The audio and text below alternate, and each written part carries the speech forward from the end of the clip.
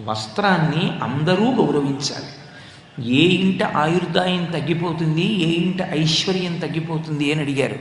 ఏ ఇంట బట్టని కాలుతో తంతారో, ఏ ఇంట బట్టని కాలుతో పైకెత్తుతారో ఆ ఇంట యజమానికి ఆయువు క్షీణిస్తుంది.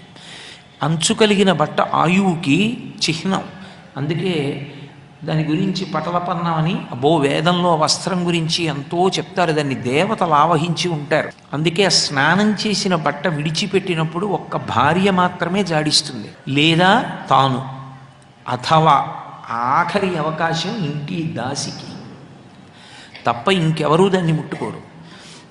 బట్ట కాలుతో పైకెత్తకూడదు. ఎవరూ బట్ట పట్ల అగౌరవంగా ప్రవర్తించకూడదు. పరమ మర్యాదతో ప్రవర్తించవలసినది ఇది అంటే కట్టుకునేటటువంటి బట్ట విషయంలోనే అంత జాగ్రత్తగా ఉండవలసి ఉంటుంది.